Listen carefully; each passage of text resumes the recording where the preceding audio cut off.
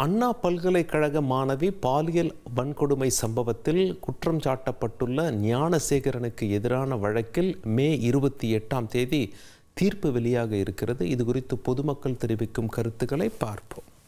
பொள்ளாச்சி வழக்கு போல இழுக்காம ரொம்ப விரைவாக தர்றது மகிழ்ச்சி தருகிறது. தண்டனை எதுவாக இருந்தாலும் மிக கடுமையாக இருக்கணும்.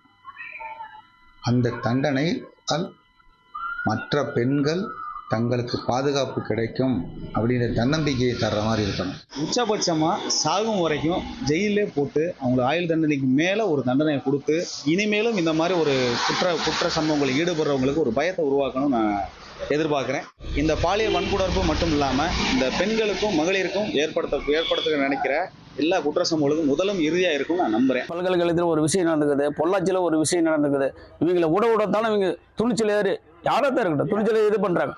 அவங்களுக்கு இந்த ஆயுள் தண்டனை எந்த தண்டனை கொடுக்காது, உடனடியாக தூக்கு தண்டனை கொடுங்க. அப்போதான் நம்ம தமிழ்நாடு நல்லா இருக்கும், இந்தியாவும் நல்லா இருக்கும். தூக்கு தண்டனையாக இருக்கணும், அதிகபட்ச தண்டனை தூக்கு தண்டனையாக இருக்கணும். இந்த தூக்கு தண்டனைங்கிறது அந்த மாதிரி கொடுத்தால் மட்டுமே இந்த பாலியல் வன்கொடுமை தமிழ்நாட்டில் எல்லா இடத்துலையும் ஒழிக்க முடியும். நிரூபணம் ஆகிடுச்சுன்னா இவங்க கொடுக்குற தண்டனை வச்சு மற்ற யாருக்குமே இந்த சடனாக வருது, அடுத்தடுத்து உடனே வருது பார்த்தீங்களா. இந்த மாதிரி தீர்ப்பு உடனே வரும்போது மற்றவங்களுக்கு அந்த பயம் வரணும். வெளியே வந்துட்டான்னு மற்றவங்களுக்கு தைரியம் வரக்கூடாது. அதிகபட்ச தண்டனை எவ்வளோலாம் கொடுக்கணுமா பொம்பளை பசங்களுக்காக? ஏன் மனசாட்சி பிறகு அவர் தூக்கு தண்டனை கொடுக்கலாம் சார்.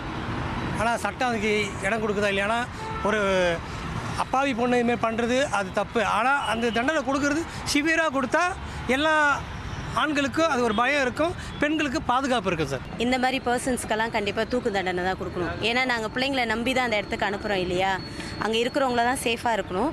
ஸோ இந்த மாதிரி பண்ணுறவங்களுக்கு கண்டிப்பாக கடுமையான தண்டனை, இன்னொருத்த அந்த தப்பு செய்யறதுக்கு யோசிக்கணும். அதுதான் மெயின்.